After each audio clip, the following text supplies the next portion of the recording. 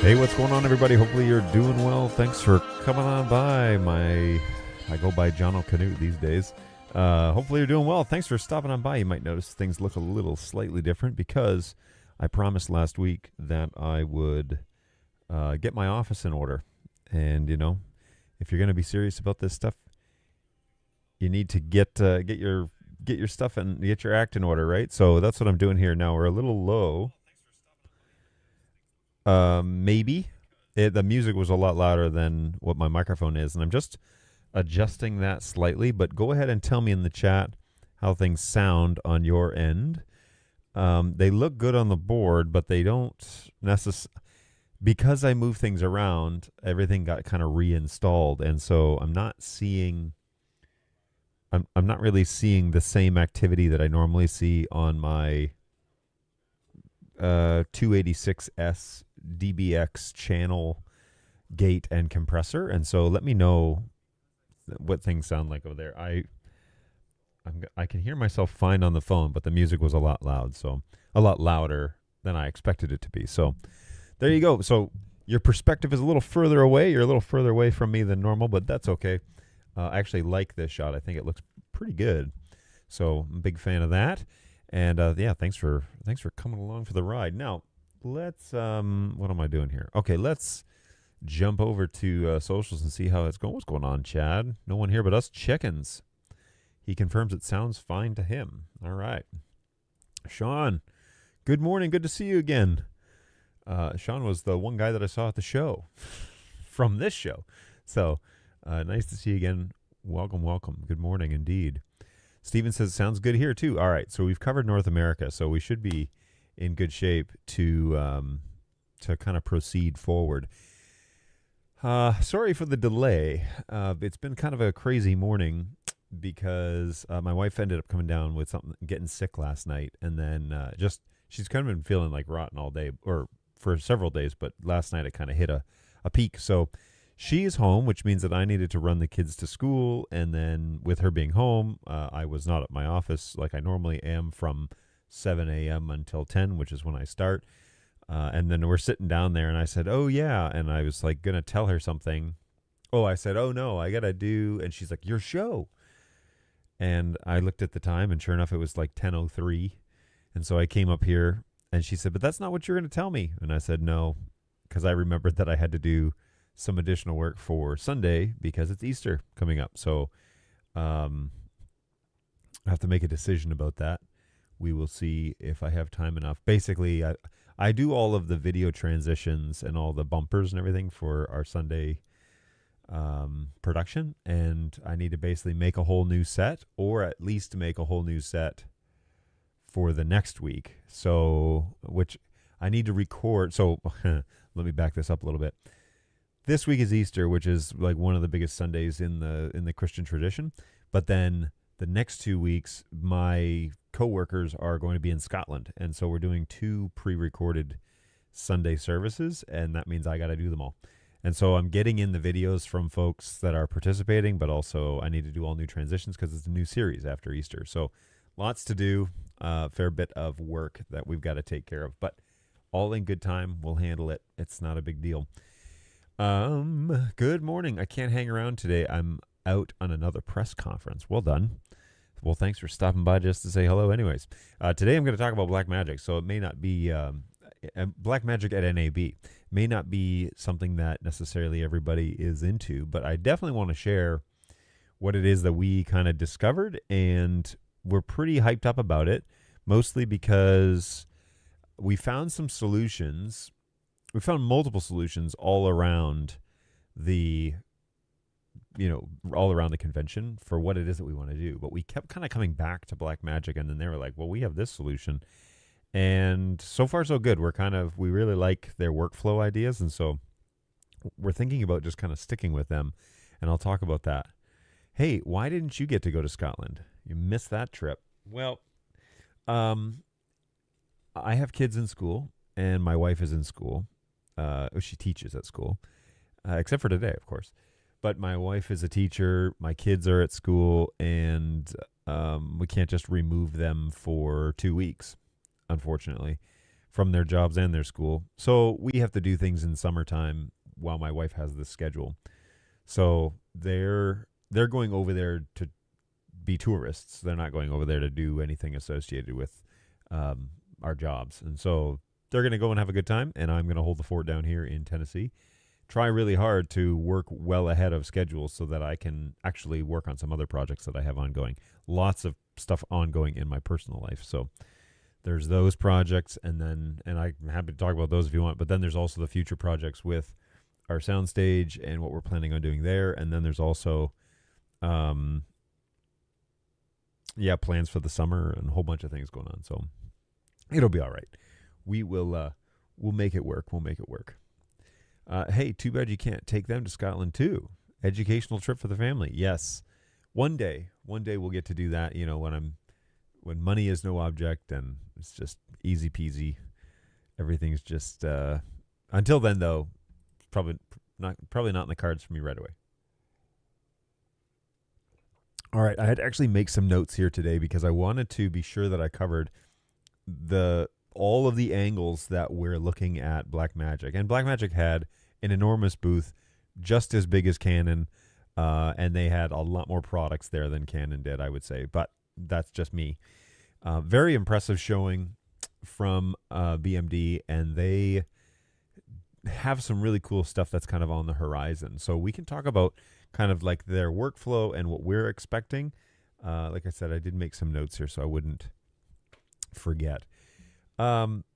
First things first, we have our current situation is we're recording our final program to SD cards, which is going to a little Blackmagic Studio monitor. It's a 12G monitor that we've got 2 SD cards in there, and I hit record, and then we record directly basically to that. And that's, Blackmagic RAW essentially. And so those files are enormous. They're like 100 gigs for 30 minutes, which is crazy. But it does limit me to whatever it is that we produce. And so if I make a mistake or the cut is wrong or something like that, then I don't have the chance to kind of go back and fix it.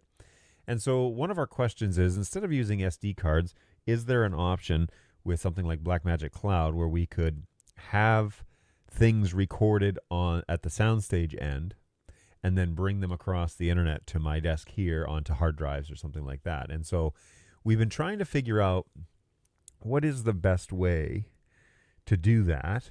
And, does Blackmagic have a solution there? And of course they do. And that is known as Blackmagic Cloud. And they do network storage. They have like a live production solution where you're doing instant replay in real time, and the guys in Resolve are recording in proxy. That's not my workflow at all. What I want is I want to record the files, save them to hard drives, and then when we're done recording, we ship them off to me here in middle of Tennessee, which Brentwood is technically Middle Tennessee, but I'm West Middle Tennessee, about an hour, 45 minutes away from where we do our major recording. So the idea is we're going to take some form of Blackmagic Cloud, and we're going to record those files, and I'm going to record each of our cameras individually, and then I'm going to ship those over to me here in my studio, where I can have full value of those files and cut them together and then render them out and upload them to YouTube. Now, besides the fact that I'm running over Starlink and my downloads are fine, but my uploads are atrocious, that's being remedied, we hope, in the next 6 months with AT&T. I see the wires out on the road again in the box, and so hopefully they're ready to hook up my house. But the big key is, how do we get those massive files without compromising the video quality? Because the files that come off the camera are huge and immense, and if I could get them in 4K, I would be very happy. Evidently, there is a firmware update that's coming out for the cameras that will allow us to stream directly off of the cameras to Bird Dog Cloud.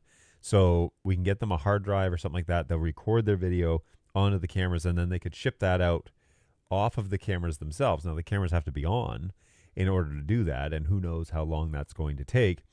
We have a ton of space. We have like 20 terabytes on Dropbox. And so we're going to use Dropbox as our medium, which apparently is a supported Blackmagic Cloud recording transport medium. So you can send the files up to Dropbox, and then once the files are up there, then they get pulled down into your remote locations. And it's a beautiful way to allow multiple people to edit the same content all at once. And so what you do inside Blackmagic Cloud is you go into the interface and you say, this device is upload only.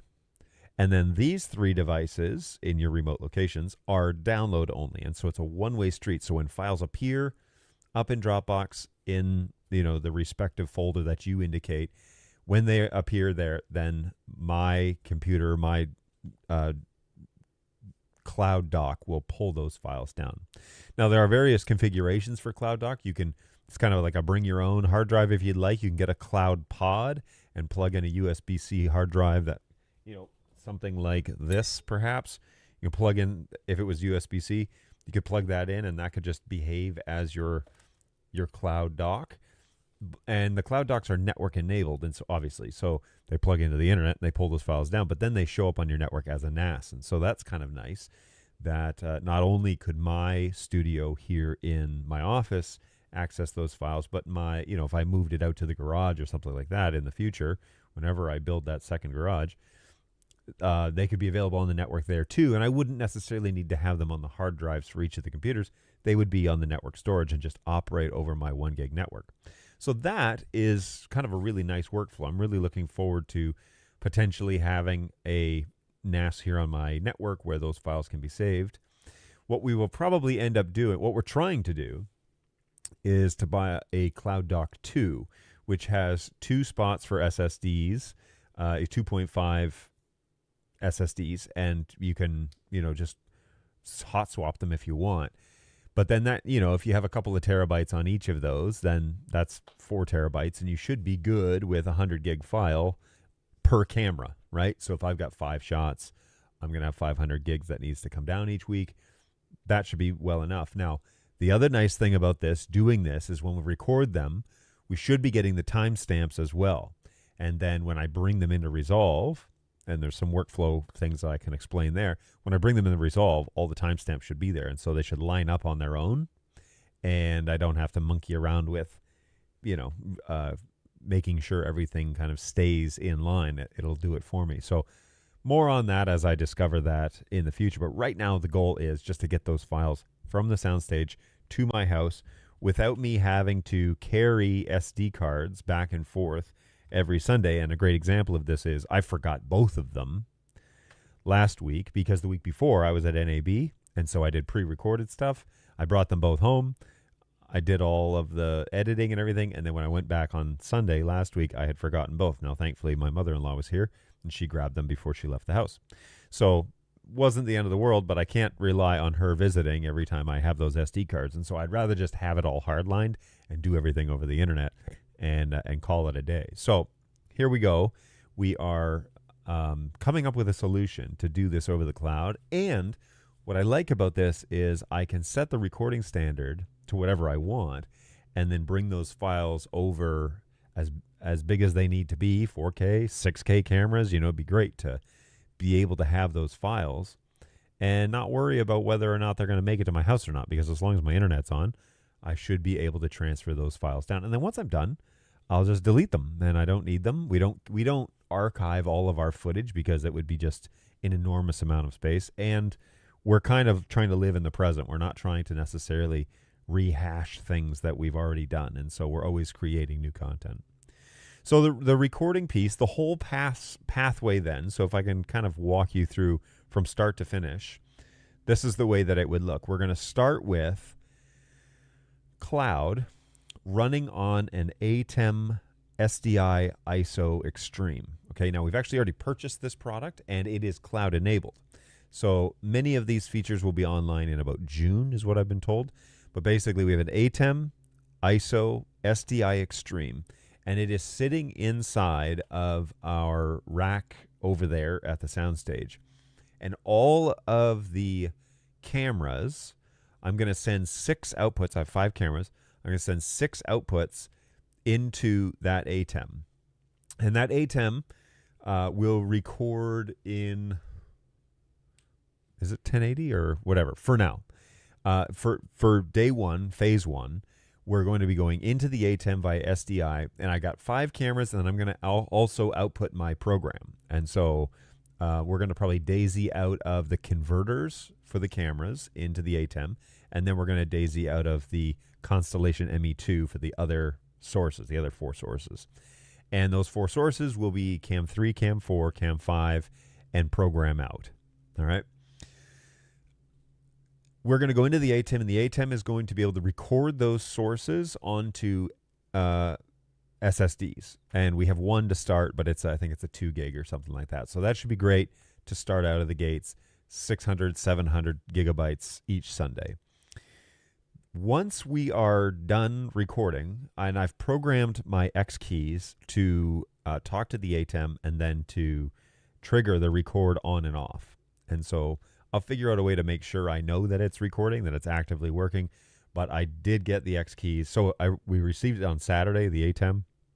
I put it in the rack after service on Sunday, and then I programmed the companion model to talk to it, and it found it right away.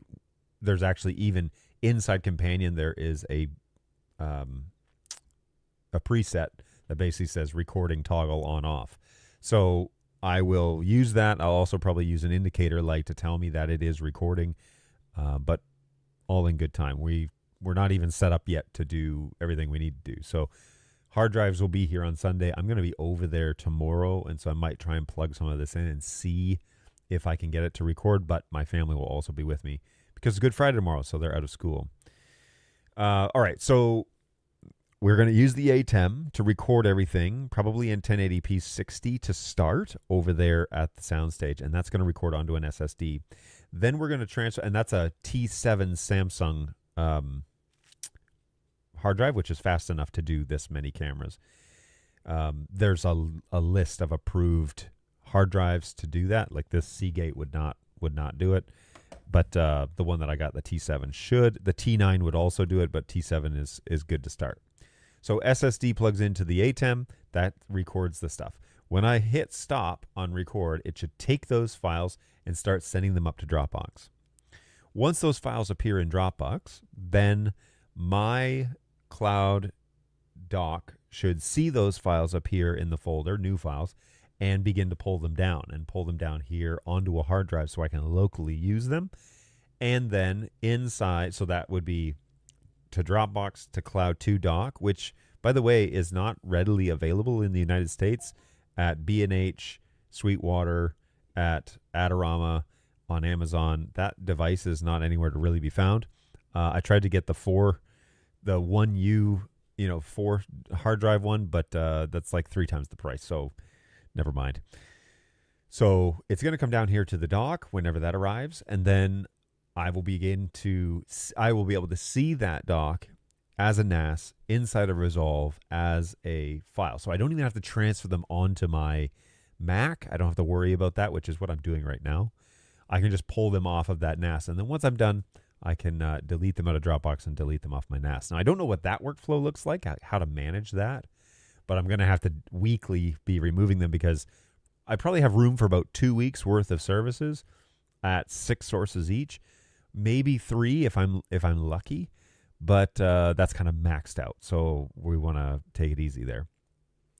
Now, phase 2 of that recording stuff will involve buying 2 hyperdecks, and those hyperdecks will be rack mounted and be at the soundstage, plugged directly into the converters from the 6K cameras, and then hard drive space goes up for each of those, 1 hyperdeck per camera.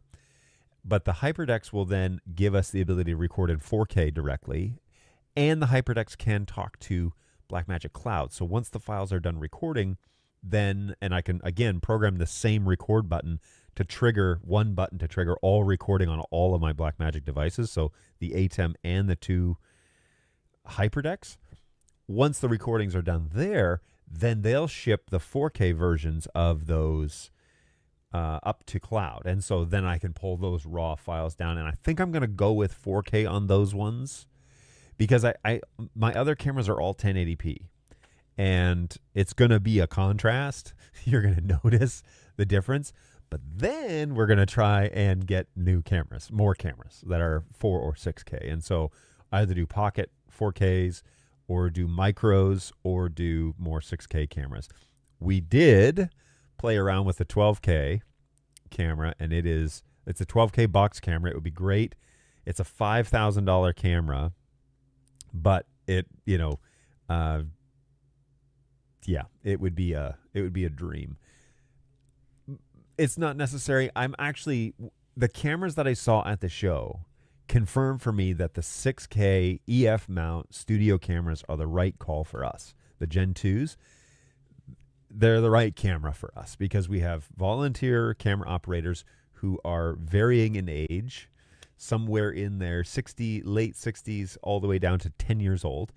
We have camera operators that need to be trained, and it needs to be easy to use, and the 6Ks really are. They're really like perfect for that use case. So pretty happy about that. I'm pretty happy with that option. But it's an interesting. The recording question basically got answered with how are we going to do this?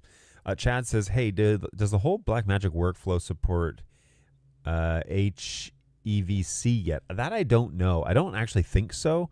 When we were there, the conversation was about H.264, H.265, and we're going to get into that later in this Blackmagic conversation because we want to talk about remote production, and they have an answer for us on that too. So I'm pretty excited about the recording thing. That is happening now. Phase 1 is underway, where we've received the ATEM already. I already have that plugged in and up and running and wired, and it's currently functional. Then I have... the rest of the pieces are here except for the cloud dock.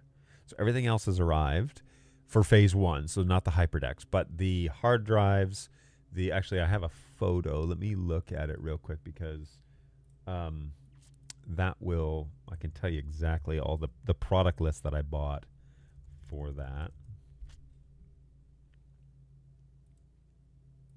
Oh. HEVC is H.265. So I do believe H.265 is on the fleet. So to answer your question, then I guess so. They weren't really talking about it that way though at the show. They were talking about it as 265. But there you go. So my coworker sent me a photo. Okay, so here it is. So we've got our patch cables. We've got our 870 EVO Samsung hard drives for the cloud dock. We've got the T7 Shield external hard drive for the ATEM. We've got the rack mount. The shelf. We bought a shelf so I could put the ATEM on it properly. And that looks like it for phase 1. So the only other thing that we're missing is the cloud dock itself. So there you go. Okay. I think that wraps it up though for the recording question. And we're really excited about the let me write down one more thing. Okay, I'll leave it at that. Sorry, I didn't want to forget. So the recording problems are solved, and it's basically a 2-phase project. But what it does do is tells us that every time we add a fleet camera, okay, so I'm gonna refer to my cameras as like B-roll cameras and fleet cameras. And the fleet cameras are the ones that we use that are at least 4K, have EF mounts, and they're a part of a larger workflow because they involve studio converters. They're involved in usually they're going to, at the recording level, we're going to be using hyperdecks for each of them. And what it taught us is that there is a basically per camera cost. Right? So the camera itself, the body of the camera, which the studios, in the grand scheme of things, are not really that expensive. They're like $14.99 or something like that. But then the lenses, if you're using a 7200, which is what we're using, those things can be $1,500. So now we're up to $3,000. Then if we need a studio converter, that's another $1,000. So that's $4,000. Then if we need a hyperdeck with it, that's $1,800. So let's just $6,000. And then I need an operator and I need a focus ring. And so we're $6,500 at that point. So to really be all in, every time I add a fleet camera to my project workflow, it's going to be $6,500, and that's the way we have to think of it. That also doesn't include some other niceties that I'll talk about next. We went and we looked at lenses, because one of the things that we really wanted to do, the minister that we have right now does not move around on stage, and I've mentioned that before, but he doesn't really wander around. Instead, he stays put for the most part, and we don't need to follow him. So our camera operators haven't gotten into the habit of following him around. And something I'll add here is we did get our hands on our tripod, but we had somebody train us on how to configure it so that it's nice and smooth. Now, the truth is we probably have the wrong lenses on the cameras if we want to do follow cam. But that's where this conversation is going, is what's the solution there. But the question that we had was like, hey, how do we set up this? It's a Manfrotto, pretty nice Manfrotto camera head or tripod head that has our camera on it. But it always seems like our camera operators are like jerking it around. So how do we set this up so that it works really, really well? And so we were trained on how to do that. And we started finessing that on Sunday and figuring out how to get it to feel nice and smooth. Well, we also pretty much then got a chance to play around with some cameras that have servos on them. And in particular, the Canon 18-80 servo EF mount camera lens. And this one communicates directly with the BLACKMAGIC handle. So this camera was at BLACKMAGIC, and they had the zoom handle, which is actually a thumb, so that you could do slow creep-ins. You could do some nice actual movement with it, and your camera operators could get pretty accustomed to using something like this. And so this is a Canon lens. It's an 18-80 EF mount, and this one, I believe the mount on this, they had to take it down. The issue here is that it is it's got a great little f-stop on it, but because it's such it's more of a wide angle lens at 18 millimeters, because it's that, this would be great for our number one camera.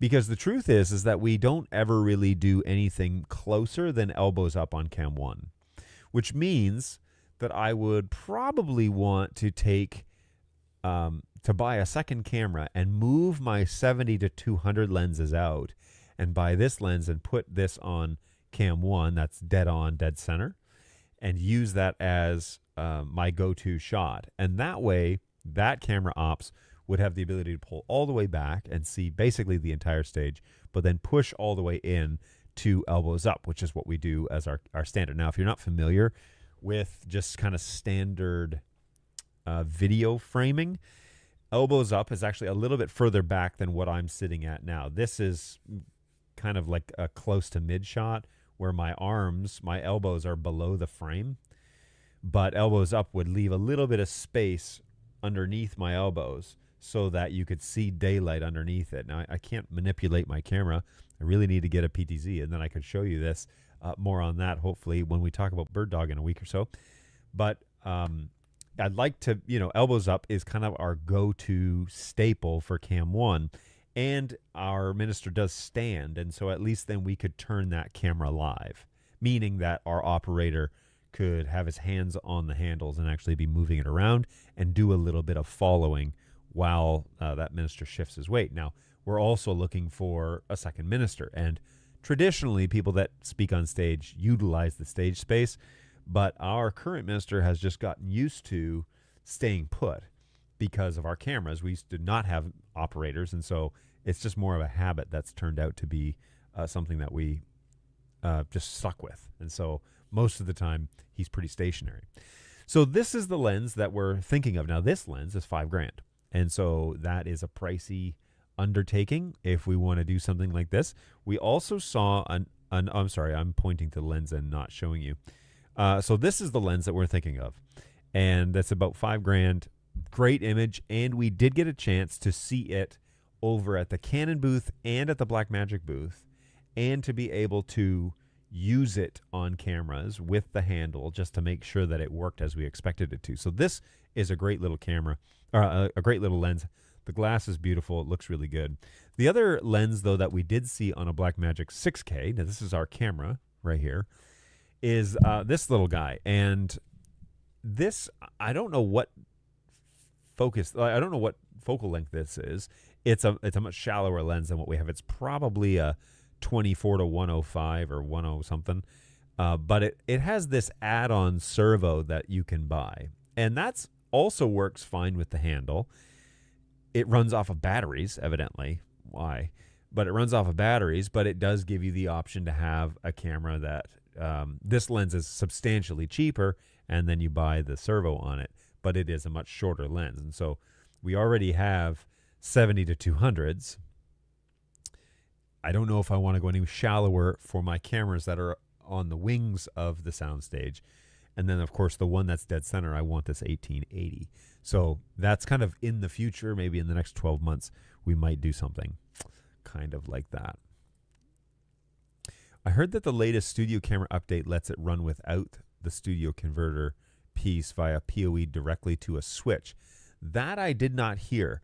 What I did hear is that it does enable it to 2110, but the transport method between the studio converter and the camera is now 2110, not it's 2110 between the two. They talk that protocol together, but it's I don't know about adding it to your NDI network. Now we have a 4250 switch, so I might try that, but they basically upgraded the transport method to be 2110 directly from camera to studio. So that's a cool thing, using an IP standard that doesn't really compromise on the image quality, so that's nice. By the way, I don't have my Ember mug today, but today's coffee is Tim Hortons maple flavored. So, iced coffee. Whew. It is. It's cold.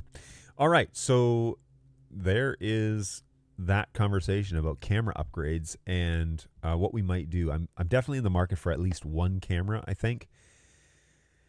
Probably go with the 6K Studio, though. The Gen 2s, I mean, I'm just happy with it, and I don't feel like we need to veer from that. It will make things look very standard across the entire fleet. We are using color correction. We're using data for our color correction now instead of eyeballing it, and so our cameras all look very close. I'm actually really proud of the fact that I got Sony's to look like Blackmagics. So pretty happy about that. They look really close. They're almost dead on. And all my cameras all match, so that's kind of nice. So that's the lens upgrades, and with that comes the zoom handle option. Our operators right now are reaching around and zooming, and that's not good. It's just not a very intuitive way to handle and operate the cameras, and so we will eventually upgrade to zoom servos, and that will be a good little addition. Now there is a question that we have had about how do we do this remotely. We have the ability to send a camera, off to a remote site, and the conversation we're going to have in a few weeks about PepLink is how that internet is going to get connected up to the network wherever we are in the country. Of course, it all depends on cell coverage, depends on what internet is available, and yada, yada, yada. But that conversation we'll have in a couple of weeks. But the question I did have for Blackmagic, and we had talked to LiveView, and we had talked to various companies, Resi, about, hey, I have a video source and an audio source that I need to come in from a remote location. And I know, of course, about BirdDog Cloud and a few other ways to achieve that. But, what is the solution that Blackmagic offers? Well, they recently changed, they rebranded a product called Web Presenter to be called the Blackmagic Streaming Encoder 4K and Decoder 4K. And so it looks this is their new website after NAB. It looks like it's up and running. I actually haven't seen this yet. But there are two models. You can choose an encoder or you can choose a decoder, and check that out. H.265 is listed, so there's evidence that has that's a real thing. But what you do is you connect these two devices together, and you do this all online. Okay, so you register your devices, you log into your web interface, and then when these devices are talking to the internet, when they can see the internet, you can tell it this encoder needs to go to this decoder or decoders. And it will then stream that directly from one to the other. And you can even set it up where they auto connect. And so you can export a little XML file and install it on the one of the devices. I forget which one it is. But when that device turns on, when both of the devices turn on, it will auto acquire that signal. I think it's you export the XML from the encoder and you put it on the decoder. And then every time the decoder and the encoder are online, they start talking together, which is probably what we want to do for more of a hands-off approach of trying to get our video signal via internet from one place to another. And you can stream this over RTMP protocols, or you can stream it over SRT protocols. We have yet to see how fast things are, but we did watch a demo on the floor, and it was fairly impressive. Now, my goal, what are my goals here? Well, my goal for the remote production is I want to be able to say, like, over to you, Jim Bob, and us to go to that source and for them to be live.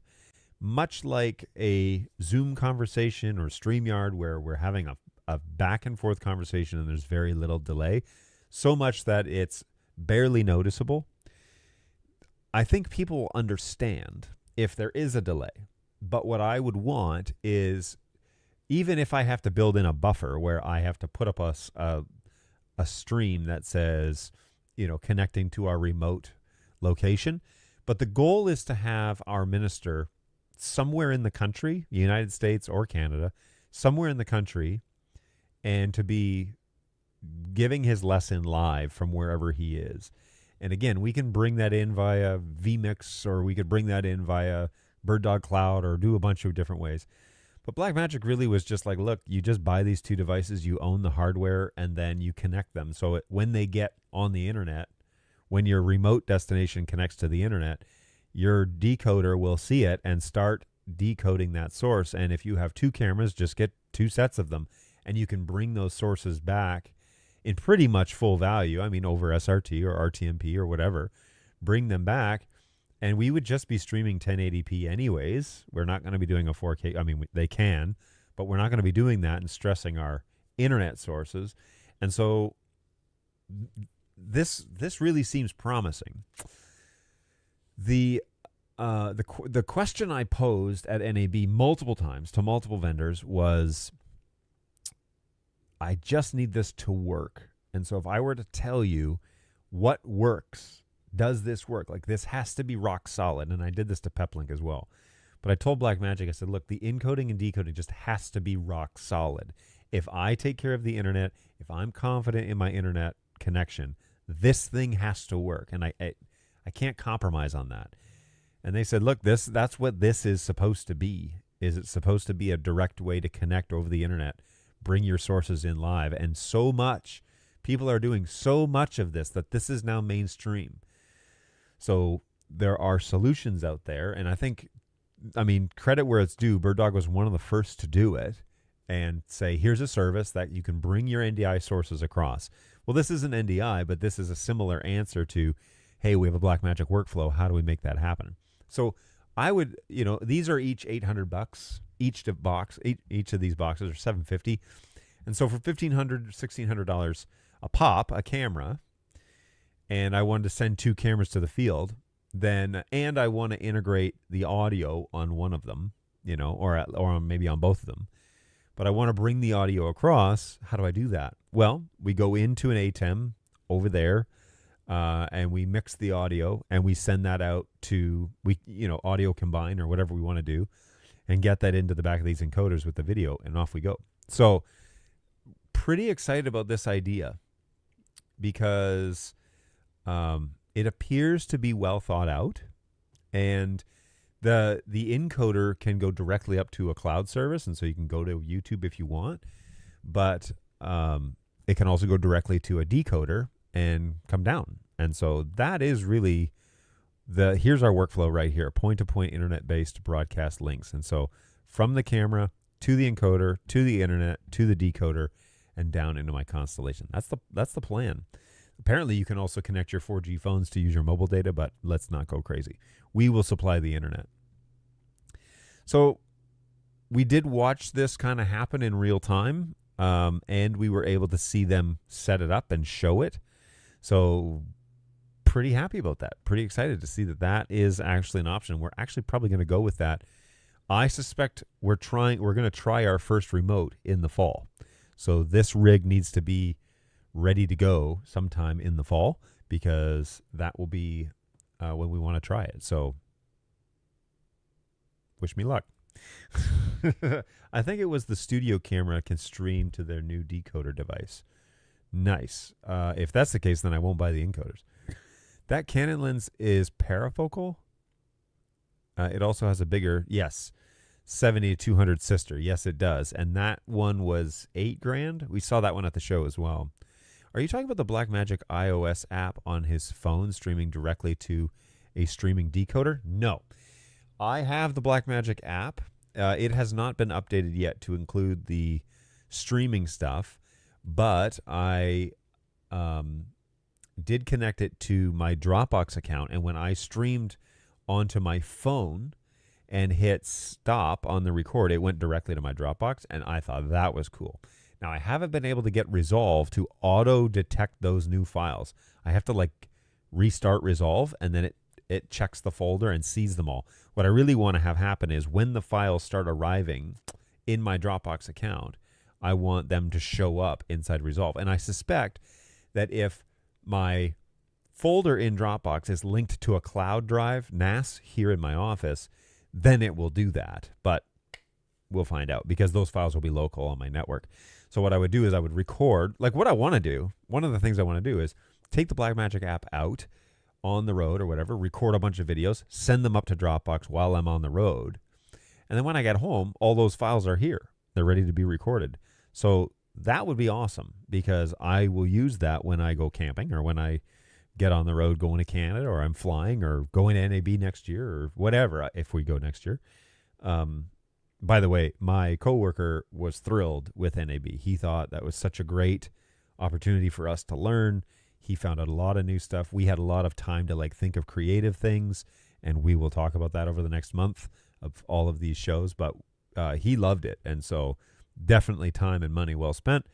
The food was crazy expensive, but we still made it work. So last week I talked about that.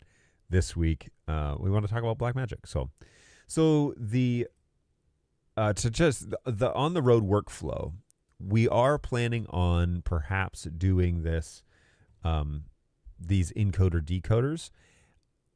I just need it to work. And quite honestly, I don't even want the cameras to connect to the internet. I just want these things. I want the devices to talk to each other and to make that happen. So we're pretty excited about this opportunity, because I think it's going to really make a big difference and fix our questions that we've had about, what it is how it is we're going to bring these streams live into our studio.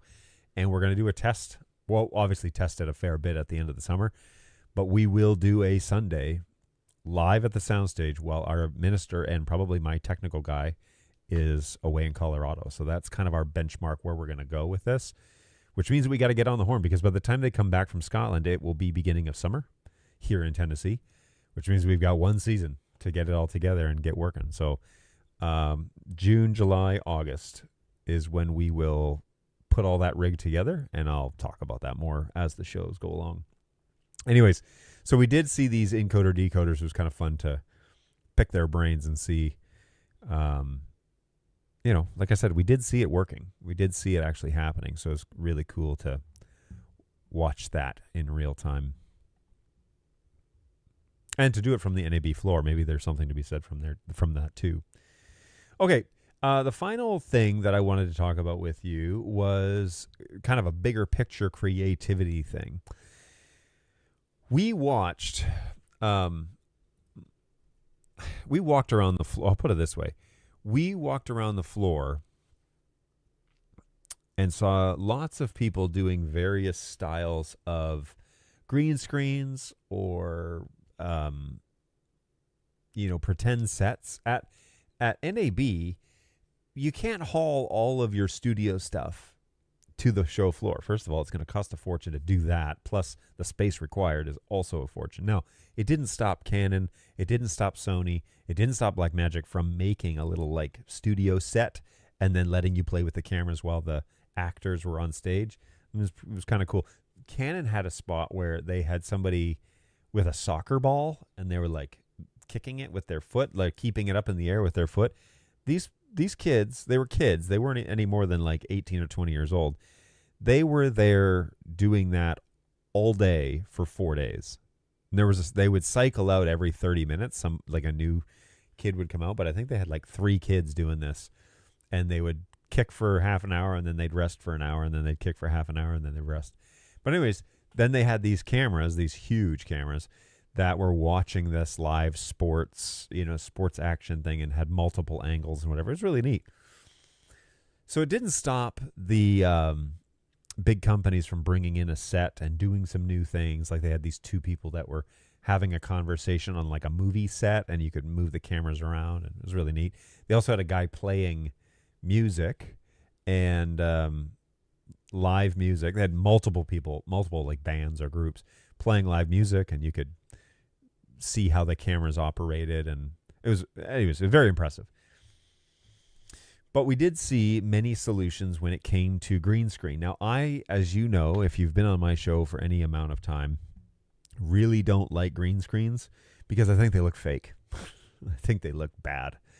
So I've never really been a fan of green screen. Well, this year I saw multiple people, multiple companies that took green screen to kind of a newer level, where they cleaned it up and made it look as real as possible. And this sparked a lot of creativity ideas in our minds about how can we make our videos look more engaging, especially the ones that we do. We have like a whole series that goes on, 3 series in a week that go on that are like Bible studies and stuff like that. Well, they're just shot in an office. They're not very interesting to look at. And how could we do it where 2 things, where it's interesting to watch and engage with the content, but also how could it be really easy for our ministers to self-record in a studio, green screened studio, and for us to, do them in post, fix the, add realism in post. And so we were walking around, and the second day we were there, we ran across at the end of the day a company called sociallyu.com. And this guy was, where is he here? His mugshot's on here somewhere. Anyways, he runs a studio out of Chattanooga, Tennessee. And what his thought process is why not film real backgrounds and use them as your backgrounds for your videos? And so we talked about like doing this in phases, because right now our videos are just forward on a phone, honestly, camera in an office, not really engaging, not really something like interesting to look at. But the concept here was you could actually put people at a desk or whatever with multiple shots or single shots, green screen them out in a studio, properly set up the green screen, but then record backgrounds and play those as your green screen background, as your key, and then use your subject as your fill, and be able to merge those together using a product that Blackmagic makes called the Ultimate 12. So this is a 4K device, and it is your professional keyer is what it is, and it allows you to then take a source from one place and a source from another and merge them together. And so you have a source, your camera, going into a hyperdeck, which is watching the green screen and your subjects, and then you have a hyperdeck that's playing your video background, and the Ultimate is merging those 2 things together. Now, you may think then, well, you're going to run a danger of it still not looking right. Well, what sociallyu was saying, and they're a turnkey solution. And so that's, if you want something filmed or whatever, you can tell them what the vision is and they'll make it happen for you. But what they were saying is, no, what you do is you take your camera and you take your subject and you take your lights and you put them in a very precise orientation.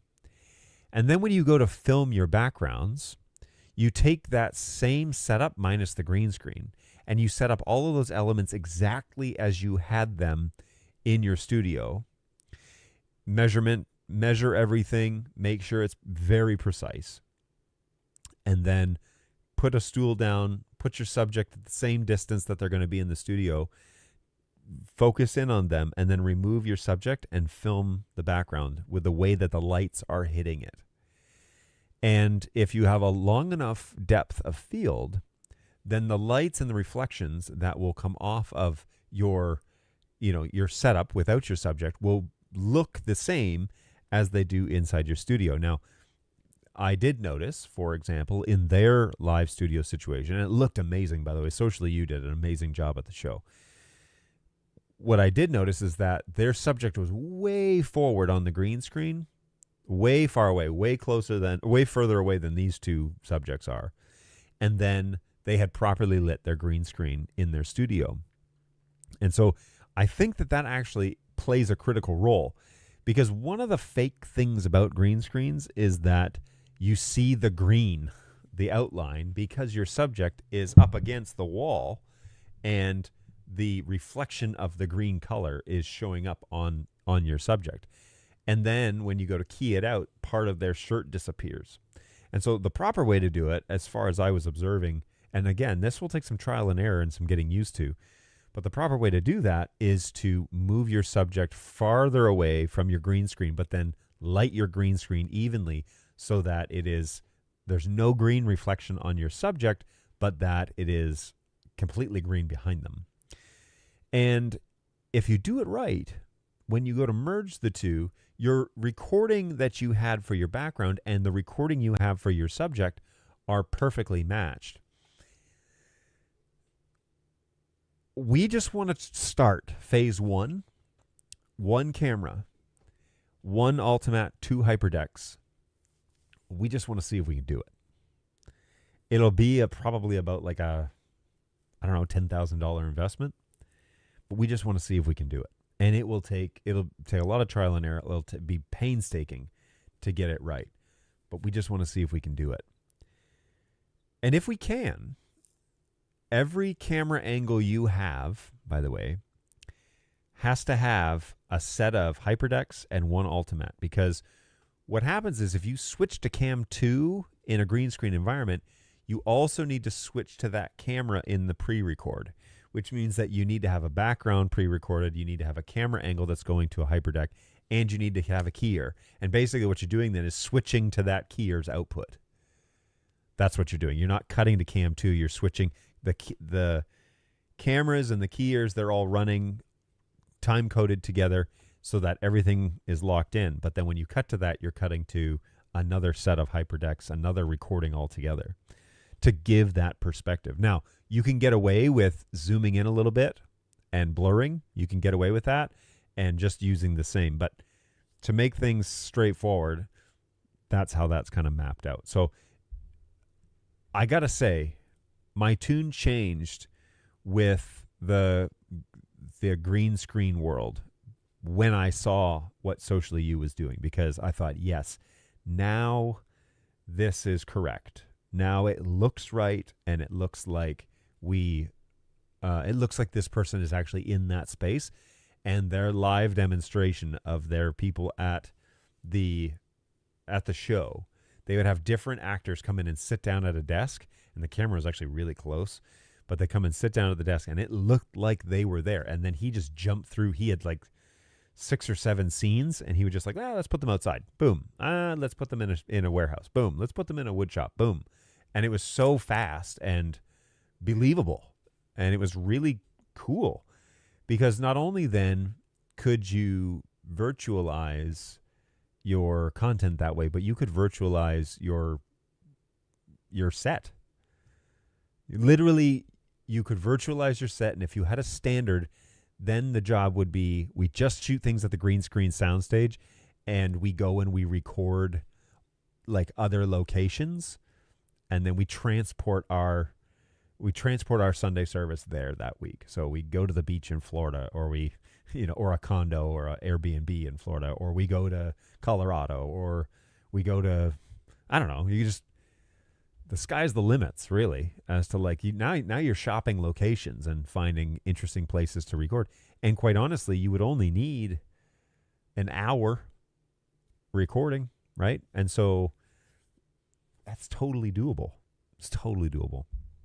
Have you seen the Blackmagic Ultimate video where they composited 2 locations into a single set and did an interview? That is literally what we were talking about. Rim hair light from behind is also a good way to get rid of that green on their clothes.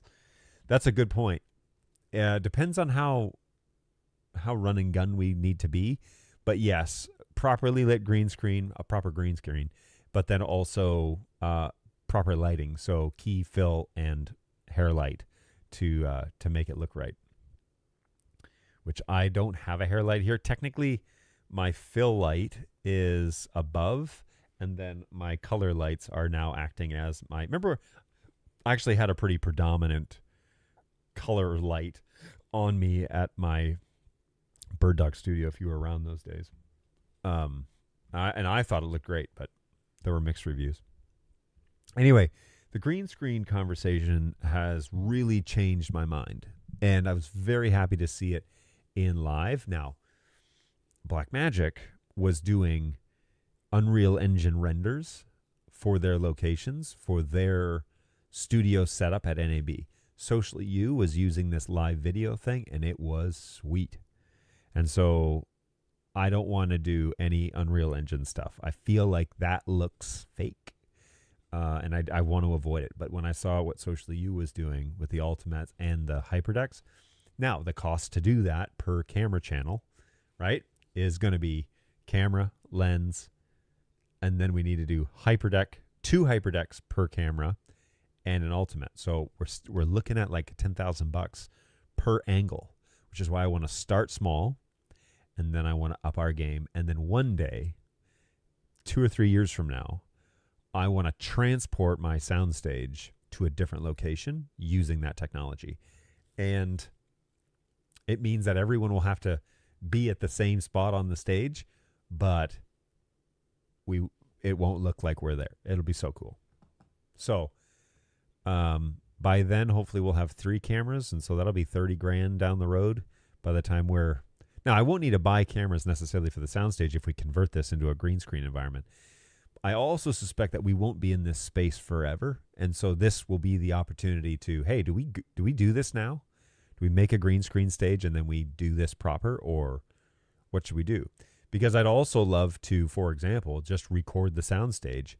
And one of the things I told Dave, my coworker, I said, wouldn't it be cool if we recorded the soundstage, but then we did a green screen instead? And so it looked like we were on the soundstage, but we were really recording it in like the theater, just to see if we could do it, just to see if we could pull it off. And if we could, that would be pretty fun. But anyway, more on that later. So that was my experience at Blackmagic. I mean, we had a lot of conversations. We spent a grand total of probably 3.5 hours over the course of the weekend at their booth, talking to various people, talking about encode, decode, talking about streaming. I gave my plans to 2 guys that were working the booth there, and they both agreed, yep, we have multiple customers that are doing that, and that should work just fine. And so that was reassuring that I was on the right path. Yeah, it was definitely worth our time to go and see all of that. And then we got our hands on the 12K camera. We actually played around with the 17K camera a little bit. That was a little ridiculous. But, we got to actually physically see the micro, which is a camera that I've been tempted to install on a... Oh, this is something I guess we could talk about. There's a Bird Dog video of one of the Bird Dog stories where this guy is in like a theater place in Stockholm, and he has these extendable like accordion arms that come down. He's got two bird dogs that are hanging underneath them, and he uses them for lectures, and then they go up to the ceiling when it's time to be done. I want to use those, and I actually went on to, let me get my pictures up here. Where are they at? Where are they at? Here we go. So we went and looked around the hall and actually found them. This right here. So this is what I want to buy, and they're actually not really that expensive, and they're DMX controlled, so they're just like lights. It's basically an on-off switch. But these SWIT electronic boom arms are actually called motorized pantographs, and they're DMX enabled, and they are really designed to hold lights. But we asked, like, what's their payload? And they're like anything under 26 kilograms, which is plenty. And so we want to mount our standard, forward cameras on these, or potentially mounting our PTZs to get them closer to the subject, because right now they're like way back. There's just like way too far back. So these things actually go down like on their own, and you just flip an on switch and flip an off switch. They actually had a lighting board that they would turn on, like they'd push the fader up and the thing would start coming down, and then they'd pull it down and it would stop, and then they'd push it up again and it would go up. So it was like a down command and then an up command. I would just program an X keys to do it. But bring the cameras down once the audience is seated, and then you have two cameras that are a lot closer. So I'm really tempted to put a box camera at position 1, move my cam 1 into position 2, so I'd have 2 and 3 now moved off into the left and right, and then cam 1 would just be like a micro 4/3 micro camera, or just a box camera that doesn't need to move, just be an elbows up shot, and put it on an arm like this so that we could move it out of the way when it was time to be done, and bring it down when it was time to start. And that would be pretty slick, I think. So we want to get at least one of these, maybe more, maybe 2 or 3, and move our cameras into positions that are optimal for what it is that we want to do. And if money is no object, then I would buy 2 of those 1880s, because those cameras would be a lot closer then. And so we could back way off or get in tight and maybe do away with the 7200s. We could even sell those if we wanted eventually, but all in good time. So we did get to see, by the way, a fair number of lenses that were available for purchase. It's quite impressive. They were behind glass, of course, but pretty amazing stuff. Lots of money at the show, that's for sure. Anyway, so we're thinking about mounting our cameras there. Oh, here is a look at that Socially U rack. So you can see how many different angles. They were running 3 cameras, I think, or maybe just 2 cameras. But yeah, one of the things that these guys said that was really cool was we don't have the video background stored here at NAB. They're not local. They're across in Tennessee. We're just streaming them here, which I thought that was cool.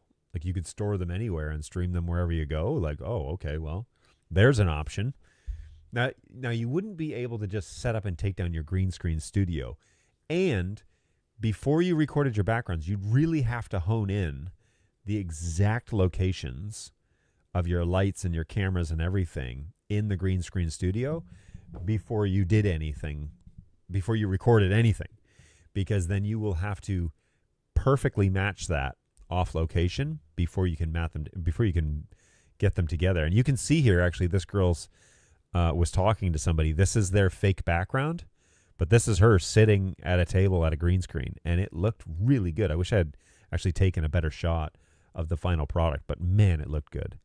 And I was very impressed with that turnout. These are those Ultimates that they had running. You can see how they're merging them together. And then their HyperDecks that they were running to handle all of that stuff. I don't quite know all of they were running a Ubiquity system, which I thought that was interesting, a Gen 2 Ubiquity system. So, wow. Maybe Ubiquity has done its due diligence in cleaning things up. But anyway, there are more HyperDecks on the right-hand side here. So we're going to be busy.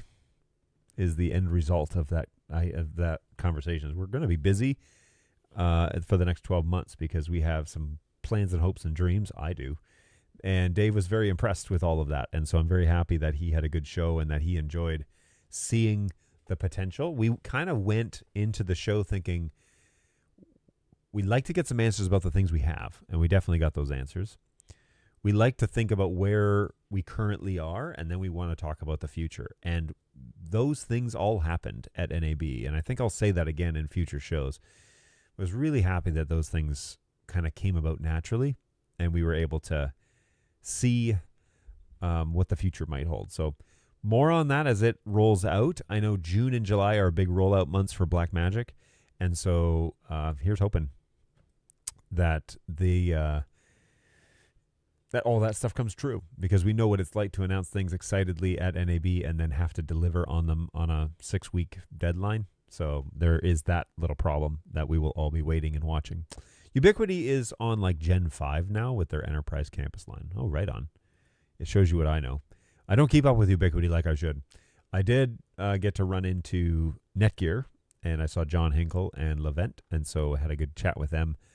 I gave them my appreciation for all the work they did with me during Bird Dog, and I told them, hey, if you need something, look me up. I'm basically freelance at this point for all of that world. So they were good to see them. Very happy to be at the show. John looked a little tired, but he had been a busy guy on that show, so totally understandable. All right, guys, I am going to wrap it up because it is 11:20 and I have a lot of work to do. So we're going to get after it. I got to go pick up my kids later. I got to go to the store. I got to do a bunch of things. But also my wife is home, so I need to check on her and make sure she's okay. So we will see you again next week. Thank you so much for coming along for the ride. Next week, if I just pop out of the studio here, next week we're going to be talking about Bird Dog and all the things that we saw at Bird Dog. And then the following week, I'm going to have Jeremy Kloosterman join me here to do kind of like a lunch and learn when it comes to Resi and talk about Resi's presence at NAB. And so I'm just going to bring him in, I think, with vMix Caller and hope for the best. But if that doesn't work, we'll use StreamYard. I'll test it with him before the show goes live. But we'll bring him in. We'll have a little chat with Jeremy. He can kind of get us up to date as to what Resi has to offer. And that will be really good to have a chat with him and to have a guest on the show and to see him again, because I didn't get to see him at NAB. So hopefully you are doing well, taking care of yourselves out there. Thank you so much for stopping on by, and I always really appreciate it. And join me next week as we talk about the Bird Dog updates and kind of get a chance to go over what I saw and why I'm hopeful for them, because I think there were some good things that happened at that show. Oh, also, next week, there is an Insta360 announcement. And the announcement says low light performance. So come on, 1-inch camera. Really hoping that we're going to see a 1-inch camera, because if we do, I will be saving my pennies.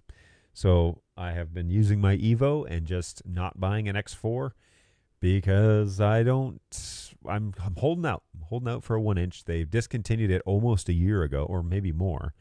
They discontinued their 1-inch camera quite a long time ago, and so I'm holding out that they're going to have a big, giant sensor on the next camera, and that will be a 1-inch lens. That's the whole video, the whole trailer video is about that. So we are going to talk about that briefly beginning next week, and then we're going to get into Bird Dog stuff. So Insta360 announcement, that comes out on the 22nd, which I believe is a Tuesday. And then, yes, Tuesday morning, that announcement will be made, and on Thursday we're going to talk about it. So stay tuned, join me then, and take care of yourselves. It's a pleasure having you along for the ride. I'm pretty excited about our BLACKMAGIC options, and so look forward to keeping you up to date as that goes along, and thanks for hanging out with me today. Take care of yourselves, and we'll see you guys next week.